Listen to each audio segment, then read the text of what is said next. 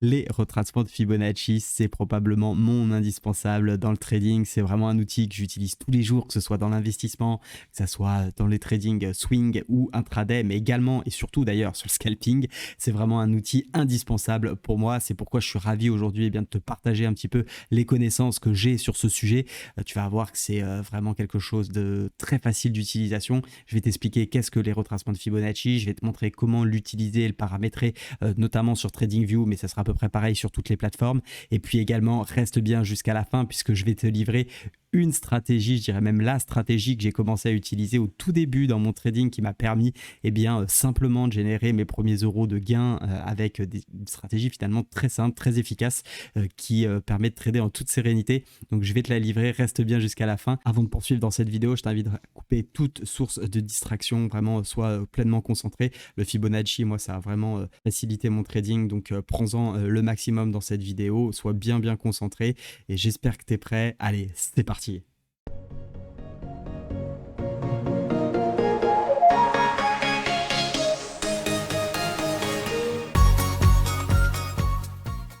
Bienvenue donc sur cette nouvelle vidéo tutoriel, c'est Riquet, ravi de te retrouver et en effet aujourd'hui je vais te parler des retracements de Fibonacci. Si tu ne me connais pas encore rapidement, donc je suis Riquet, je suis un passionné des marchés financiers et de l'investissement, j'interviens sur notamment les crypto-monnaies, les actions, également les indices américains que je scalpe tous les après-midi ainsi que le Forex. Voilà pour la petite présentation. Donc, concernant les retracements de Fibonacci, et bien tout simplement aujourd'hui on va voir plusieurs choses ensemble. Les trois premiers points que tu vois affichés dans ce sommaire vont être très rapides, hein. L'idée c'est tout simplement de te dire en quelques mots qu'est-ce que les retracements de Fibonacci, comment les insérer, les tracer, ces Fibonacci sur n'importe quel graphique, parce que je vois encore beaucoup d'erreurs de personnes qui tracent un petit peu à l'envers ou du moins de manière pas très précise les Fibonacci. Donc avec cette vidéo, tu pourras être sûr que tu sais tracer un Fibonacci, il n'y aura plus d'erreurs possibles de ta part et on ira voir également rapidement comment le personnaliser ce Fibonacci en fonction de tes besoins. Je te présenterai moi ce que je regarde et ce que je laisse finalement sur mon Fibonacci parce qu'on a beaucoup d'informations et selon moi, tout n'est pas nécessairement utile, en tout cas dans mes stratégies.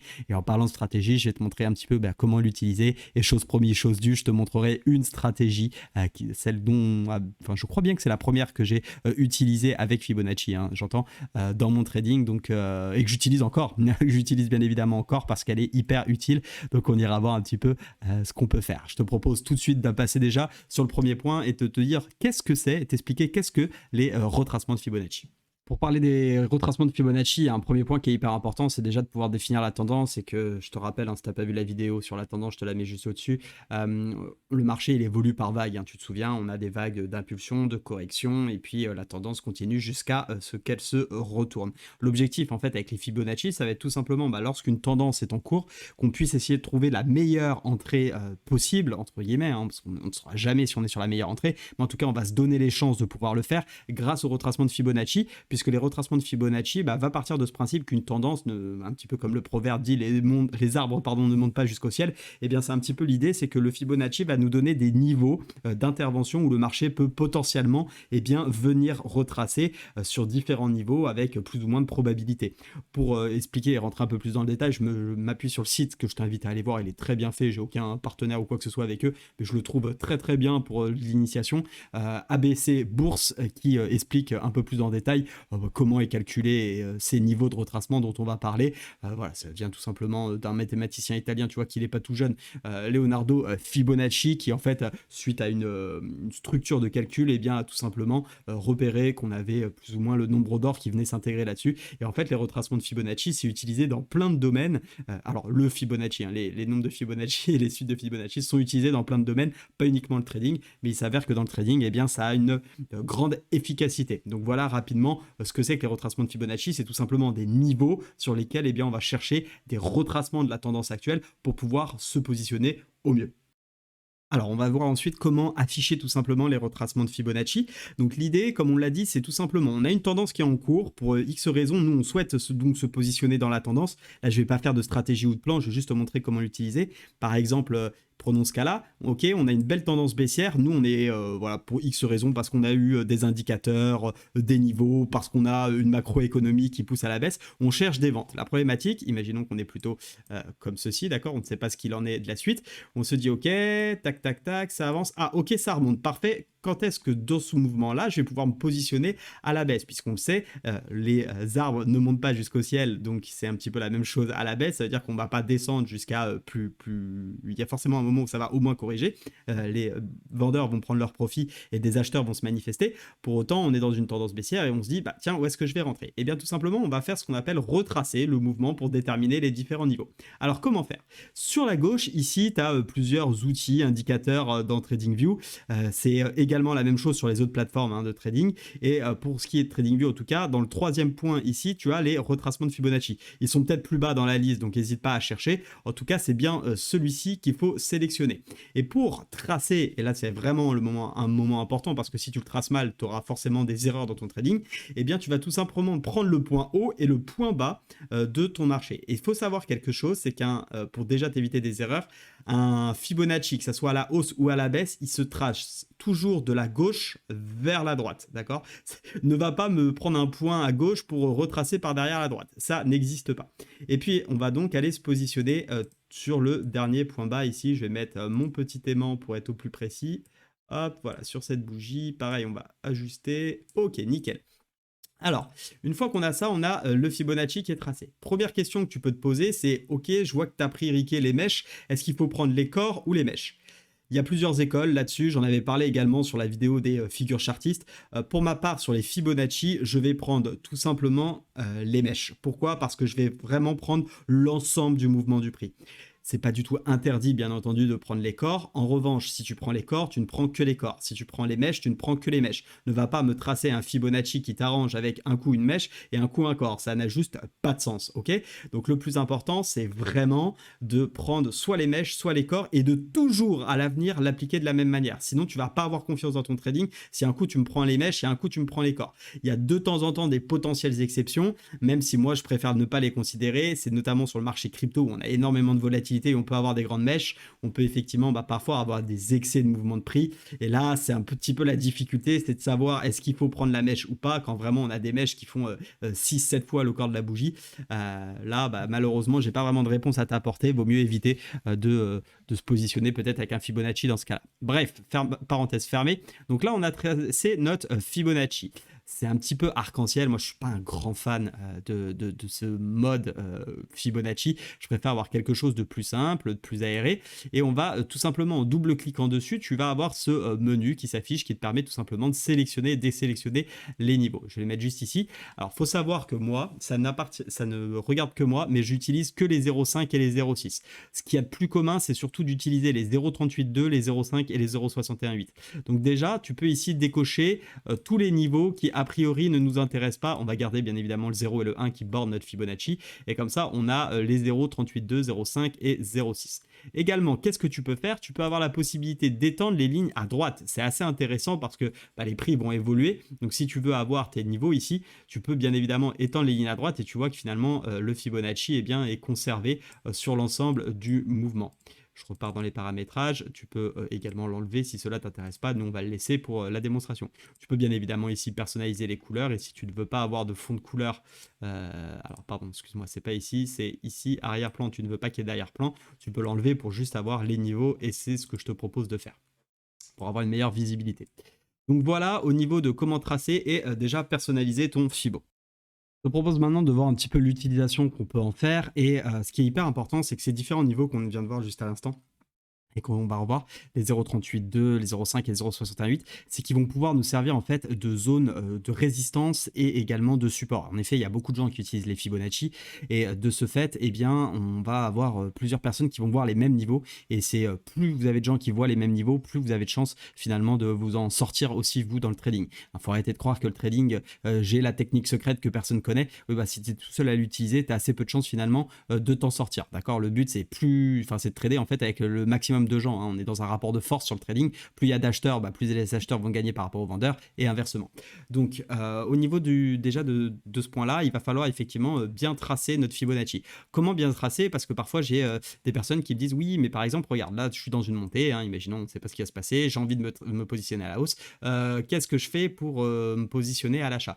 Moi, en fait, il n'y a pas forcément de bonne ou de mauvaise réponse.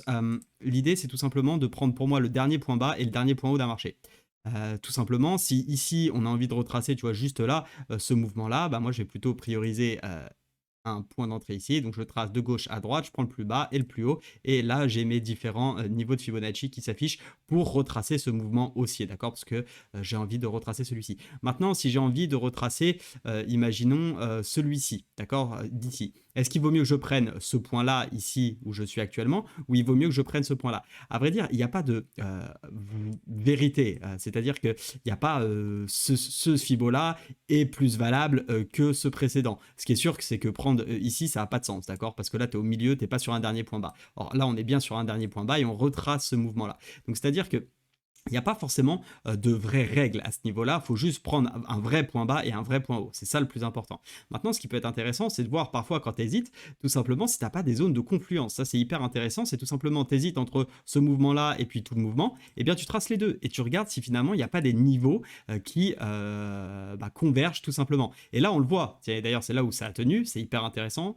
Les 0,5 de tout ce mouvement-là correspondent au 0,6 de celui-ci. Et donc, quand tu as un double niveau comme ça, ça te fait presque un double support ou une double résistance. Et là, c'est top, parce que tu sais qu'il y a moyen qu'il y ait ici un gros niveau, parce qu'il y a ceux qui vont avoir tracé le Fibonacci comme ça sur du plus court terme, qui vont dire, tiens, c'est les 0,6, c'est vraiment le dernier point à pas lâcher. Et puis, tu as ceux qui vont se dire, tiens, dans ce mouvement haussier, je vais aller chercher la moitié du mouvement, donc les 0,5. Et donc là, je pense que, alors, c'est pas ça qui fait que le prix a buté, mais en tout cas, c'est là où les acheteurs se sont repositionnés et on a été rechercher une nouvelle fois les 100%. Donc c'est là où je trouve ça vraiment hyper intéressant Fibonacci, c'est que ça donne des niveaux en complément de ceux que tu peux observer tout seul, d'accord? Donc ça c'est le top du top. Pour moi, c'est une des meilleures utilisations de Fibonacci, des résistances et des supports autodéfinis.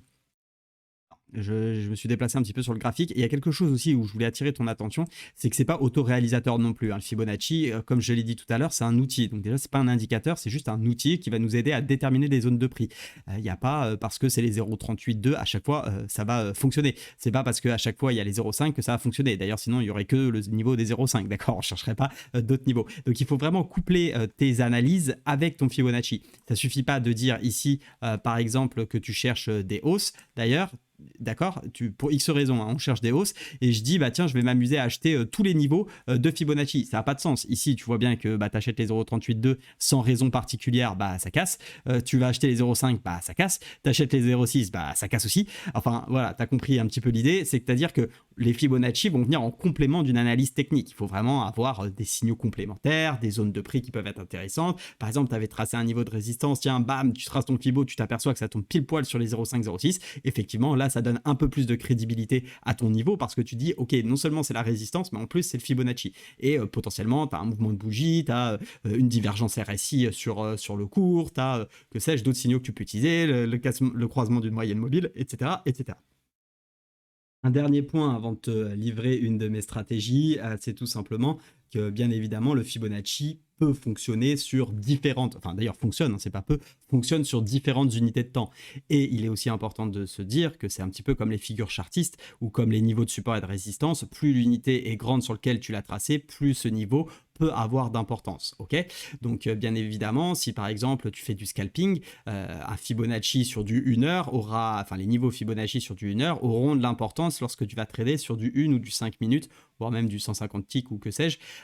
C'est hyper important de les avoir en tête, ces niveaux-là, parce qu'ils vont pouvoir potentiellement faire support aux résistances. Et toi, tu vas peut-être te dire, ah tiens, j'ai un signal vendeur en 1 minute, et bam, je comprends pas, obstacle, directement 3 points plus bas. Bah oui, en fait, tu étais peut-être sur un Fibonacci, et il y a souvent des chances que sur les Fibonacci, en tout cas à plus grosse unité de temps, il y a au moins une petite réaction court terme. Donc ça ne veut pas dire que ça ne va pas passer, mais court terme, il faut attendre effectivement un petit peu de frein. Par exemple, ici, là, je suis passé sur l'USD-JPY. Ah, d'ailleurs, j'en profite, un dernier point. Rappelez-vous, l'objectif du Fibonacci, c'est de pouvoir profiter d'un mouvement en tendance et notamment d'un retracement. On va essayer de se positionner dans la tendance avec un retracement pour pouvoir, eh bien, tout simplement prendre la prochaine hausse ou la prochaine baisse en fonction de la tendance. Je parle bien de tendance, ça veut bien dire que le Fibonacci en range n'a pas réellement d'utilité, ok, à part pour définir le milieu de range avec les 0,5, c'est pas ce qui va nous aider. C'est plutôt, moi j'utilise plutôt dans un outil vraiment de trader la tendance, le Fibonacci, pour définir les niveaux sur lesquels je peux me positionner. Donc méfiez-vous, lors des ranges, à pas tracer des Fibos qui finalement, s'il n'y a pas de réelle tendance, vous allez avoir beaucoup de niveaux qui vont avoir finalement très peu d'utilité. Je vous propose tout simplement de regarder un petit peu sur le graphique. Là, je suis sur l'USD JPY, un petit peu comment on pourrait faire pour essayer tout simplement de voir, sachant que je suis en weekly ici. Donc, vous voyez, c'est vraiment pour vous montrer les différentes unités de temps. Il n'y a pas de lien. Enfin, on peut l'utiliser en monthly, en daily, en 4 heures. C'est juste que, bien évidemment, on n'aura pas forcément les mêmes retracements, mais c'est pour vous montrer un petit peu l'impact. Tout simplement, ici, on voit qu'on a une belle tendance baissière et on finit par avoir un joli W, donc une belle figure de retournement à la hausse. Et donc, à partir de ce W, on peut se dire, bah tiens, j'ai une figure de retournement. Je vais donc, à partir de maintenant, chercher des achats.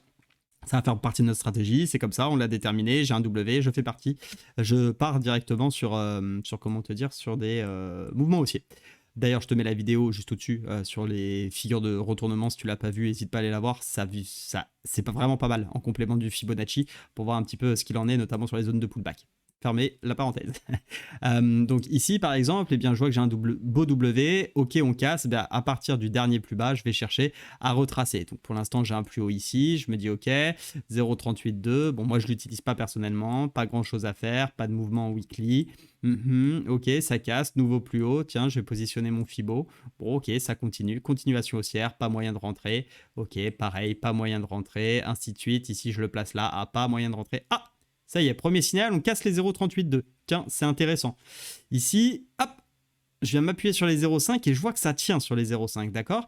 Qu'est-ce qui va être intéressant? C'est pas nécessairement de regarder qu'en weekly que ça va être intéressant. Ce qui va être intéressant, c'est de descendre en daily et voir si on n'a pas des mouvements de prix qui, eux, peuvent être intéressants pour se positionner à l'achat. Parce que ici, arrivé à ce niveau sur les 0,5, il y avait de fortes chances, parce que c'est la zone weekly, donc c'est très fort, il y a beaucoup d'investisseurs et de traders qui le voient, qui est des mouvements de prix autour. Et on voit à quel point les 0,5 ont été travaillés et finalement ont tenu avant de repartir à la hausse. Donc ceux qui ont réussi à acheter ici en se positionnant peut-être avec un stop loss sous les 0,618, parce que c'est une bonne stratégie d'acheter un niveau et de mettre un stop loss sous le précédent. Parce que normalement on est dans un mouvement de correction, donc ça veut dire que soit on tient ce niveau-là, et si on va plus bas que le précédent, bah finalement il y a des chances que ça aille en dessous. Ceux qui tradent en tout cas le 0,5, qui se disent bah moi je vais racheter la moitié du mouvement, une des bonnes stratégies c'est de mettre un stop légèrement en dessous des 0,618. Pourquoi? Parce que statistiquement lorsqu'on vient casser les 0,618, on a de fortes chances de faire 100%. Donc autant dire que son scénario est invalidé lorsqu'on lâche les 0,5 et encore plus lorsqu'on lâche les 0,618. Donc ça ne sert à rien de rester en position. Voilà par exemple une opportunité. On peut aller chercher quelque chose d'un petit peu différent. Je vais prendre par exemple, bah regardez, l'euro USD là, qui est en pleine, actuellement à l'heure où je vous parle, le jour où je fais cette vidéo, on est le 6 octobre 2022, on a une énorme baisse, ok, on a une super baisse weekly, là je pense que tout le monde l'a vu, d'accord. On va descendre en daily pour affiner un petit peu, et nous, notre objectif, ça va être d'essayer de rentrer dans cette tendance baissière. Bon, bah alors qu'est-ce qu'on va faire? Moi, je vais prendre tout simplement le dernier mouvement baissier, et je vais regarder si c'est intéressant ou pas. Je trace. Ok, ah tiens, qu'est-ce que je vois ici en daily? Je vois qu'on a bien cassé les 0,618, mais un gros échec ici. Est-ce que c'est pas le moment finalement de se positionner? Qu'est-ce que je vois aussi? Je vois potentiellement ici un dernier plus bas, d'accord, qu'on est venu finalement tester, mais on a pullbacké un peu avec excès. Eh bien, je vais descendre en 4 heures. C'est là où c'est hyper intéressant, c'est de descendre sur l'unité de temps inférieure pour voir un petit peu les mouvements de prix qu'on peut avoir. On voit bien qu'on a essayé de franchir. Ici, ah, c'est mort. Et vous voyez, par exemple, ici, eh bien, on avait une tendance court terme à la hausse 4 heures. Eh bien, on sait que nous, on a fait un Fibonacci où on essaye de se positionner à la vente.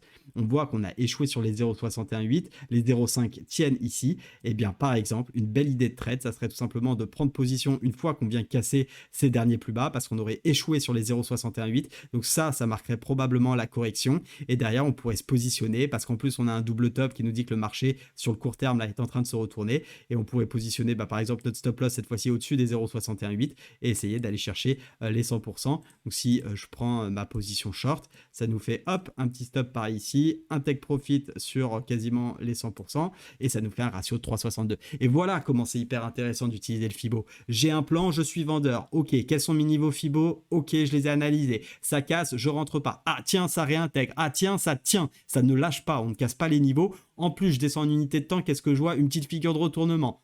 Et bien là, vous avez un trade avec lequel vous n'avez pas pris la décision de trader par le Fibonacci, vous avez juste vu que c'est une bonne zone de prix, ce qui vous fait prendre la position, par exemple dans l'exemple ici, c'est le double top, c'est votre signal, potentiellement ça peut être aussi une divergence, une cassure de moyenne mobile, bref, que sais-je, mais en tout cas, vous avez fait un scénario, vous avez une opportunité de trade qui est réfléchie, ok? Donc ça, c'est vraiment hyper intéressant. C'était pas la stratégie que je voulais vous montrer, mais là, ça fait partie effectivement des scénarios intéressants à utiliser. Je vous propose d'ailleurs maintenant de vous livrer la stratégie que j'ai utilisée à mes tout débuts.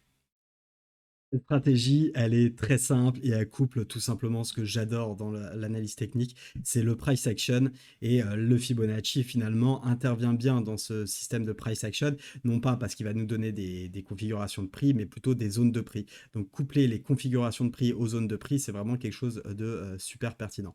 Là par exemple, je vais prendre un exemple, on va voir si ça fonctionne. Je suis en 4 heures, je suis sur l'AUD NSD. Bon, pas besoin de vous montrer qu'on est clairement dans une tendance haussière et je vais travailler par exemple ce mouvement haussier, ok, parce que là je voyais que j'avais une correction, finalement le mouvement casse les derniers plus hauts, celui-ci puis celui-là, donc on est bien dans une nouvelle tendance haussière, finalement dans la tendance de fond, et mon objectif ça va être d'essayer de rentrer à l'achat. Est-ce que je vais rentrer n'importe où? Non, comme d'habitude, mon but c'est de faire au mieux sur mes entrées. Donc moi ce que je vais faire, c'est je vais aller prendre le plus bas, d'accord, je vais prendre mon plus bas ici, et à partir du moment où je m'aperçois que cette bougie casse le dernier plus haut, eh bien je peux considérer que j'ai une tendance haussière. Donc grosso modo, on va faire comme si les bougies avançaient à l'heure, je vais avancer, tiens hop, là je vois que j'ai un plus haut, a priori pour l'instant j'ai pas de nouveau plus haut, donc je peux laisser mon Fibonacci comme ça. Bien évidemment le Fibonacci s'invalide à partir du moment où on fait un nouveau plus haut, hein. Par exemple, imaginons là on n'était pas descendu si bas, j'ai une mèche ici, je dois changer mon Fibonacci et prendre la mèche, si je prends les mèches, ok, je peux pas laisser mon Fibonacci ici, dire que c'est les 0,5 de tout ce mouvement-là, hein. Pensez bien à déplacer vos Fibonacci à chaque fois que vous avez des nouveaux plus hauts ou des nouveaux plus bas. Donc bref, j'ai décidé de travailler ce mouvement. Avant même de tracer le Fibonacci, je vais même l'enlever, je vais regarder un petit peu quels sont les niveaux intéressants. On avait ici, hop, un niveau, nécessairement, c'est le plus haut que j'ai dû casser et on voit qu'on l'a pullbacké pour tout simplement valider cette tendance haussière, et donc j'estime que ce niveau là va probablement être une zone de support en cas de correction. Donc ça c'est assez intéressant. Je pourrais également avoir, je vais différencier, ce niveau là qu'on a cassé ici et sur lequel on est aussi venu se réappuyer. Finalement, on peut trader sans le Fibonacci. L'avantage de rajouter un Fibonacci, c'est que potentiellement, il va me déterminer des zones sur ce mouvement haussier. Et on voit, alors, moi, je vous cache pas, je vais l'enlever parce que je ne traite pas les 0,382. Donc, je vais laisser comme ça. Et là, regardez ce qui est très, très intéressant, c'est que les 0,5 se confondent avec l'ancien plus haut ici qui était le support. Et en fait, ici, on a une zone. Et ce qui est hyper intéressant, c'est que quand on voit ça, que ça commence ici à baisser, imaginez que vous êtes plutôt comme ça, donc on ne connaît pas la suite, vous vous dites, ok, j'ai un premier niveau ici qui pourrait interagir. Maintenant, moi, ce que je préfère, c'est vraiment prendre des mouvements avec plus de correction, donc je vais attendre les 0,5. Donc je vais attendre. Ah, tac, tac, tac, tac, on s'en rapproche, c'est cool, t'as touché. Ok, super, je peux passer en 1 heure. Je vais aller voir ce qui se passe sur une unité plus court terme pour voir si j'ai pas un petit signal, un petit quelque chose. Je descends 1 heure, je me dis ok, moi je cherche à me positionner à l'achat, je peux commencer à me dire parfait, je vais tracer, je sais pas, une droite ici, tiens, je vois qu'il y a une oblique qui bloque. Dès que finalement je vois qu'on tient ces 0,5, d'ailleurs là, ah tiens, j'ai un W, premier signal de retournement. Paf, j'ai tenu les 0,5, j'ai cassé le W et je casse mon oblique, eh bien je peux très bien me dire tout simplement, super, ça y est, je suis dans une tendance haussière, je me positionne à la hausse, je protège parce que pour moi, on a retracé, le retracement est terminé, je protège ici et je vais chercher tout simplement, pourquoi pas les 100% ou plus si affinité en fonction des objectifs que vous avez déterminés. C'est comme ça que je trade et c'est comme ça les stratégies que j'ai utilisées dans les Fibonacci. On peut refaire exactement la même chose, je supprime tout ici, cette fois-ci on est 1 heure, pareil en 1 heure, on va dire que je trade en 15 minutes, donc en 1 heure je regarde un petit peu ce qui se passe, ok, je vais essayer, donc là je vais prendre mon mouvement le plus bas, paf, bon il s'avère qu'on n'a pas eu de retracement significatif, bon là du coup en 1 heure ça a plus trop de sens que de retracer tout ça, hein, vous l'avez compris, c'est que là il faudrait retracer ce mouvement là, mais c'est pas très intéressant. Ok, on a une phase de consolidation, nice, clac clac clac, bon là on commence un petit peu à merguezer, qu'est-ce que je peux trouver de sympathique, tac, j'ai un plus bas qui est là, je cherche à me positionner à l'achat sur un mouvement très court, ok, je regarde. Intéressant, je vois qu'on est sur les 0,5, tiens, ça tient, hop. Alors, donc là, vous voyez que vous êtes sur les 0,5. Vous allez du coup descendre en 15 minutes. Vous regardez, on est sur les 0,5. Est-ce que j'ai un petit signal, un petit quelque chose qui me permet de prendre? Oui, non. Bon, a priori, là, j'avais rien. Ok, ah bah regardez, superbe ça, splendide. Regardez, hop. Ça, c'est une configuration que je vous ai montrée dans les chandeliers japonais. On revient tester. Alors, en plus, il faut que je réadapte mon Fibo parce qu'il est plus bon. Hop, on fait un nouveau plus haut. Je casse les 0,618, juste après doji, ok, et réintégration avec une jolie verte. Ça, c'est vraiment une configuration top. Je suis dans des achats, je cherche des achats. Pour moi, là, j'ai un signal. Je rentre donc à la clôture ici, parce que ça, c'est mon signal complémentaire, d'accord? Donc, ça peut être X raison, mais en tout cas, j'ai les 0,618 qui tiennent, finalement, on les réintègre, et puis je vais rechercher, eh bien, tout simplement, le dernier plus haut, et on voit que le trade avait largement fonctionné, même si on aurait eu potentiellement un petit coup de chaud ici, avec ce gros gap, mais qui a été comblé. En tout cas, ça fonctionne. Donc voilà ce qui est hyper intéressant avec les Fibonacci. Tracez vos zones de support, de résistance. Regardez si vous avez des signaux qui s'appliquent, d'accord, sur les potentielles zones que vous avez définies. D'ailleurs, il y avait autre chose qu'on pouvait faire, c'est qu'on voit bien ici qu'il y avait une zone sur les 0,5 en complément. On la voit la zone ici de résistance, vous voyez? Donc quand on l'a cassé puis réintégré, ça aussi, ça pouvait être un deuxième signal. Je réintègre la zone, donc je pouvais aussi me placer comme ceci. Ou alors, à l'inverse, certains auraient peut-être pris un short parce qu'on a cassé. Mais moi, en tout cas, si je cherche des achats, ça après, c'est à vous d'être en accord avec votre stratégie. Ici, on cherche des achats parce qu'on est dans une tendance de fond haussière. Bah ça, c'était un super mouvement. On gratte les liquidités et on repart. Voilà comment on peut utiliser Fibonacci. J'espère que ça vous a plu. C'est vraiment pour moi un indispensable, pour ça que cette vidéo est un petit peu plus longue.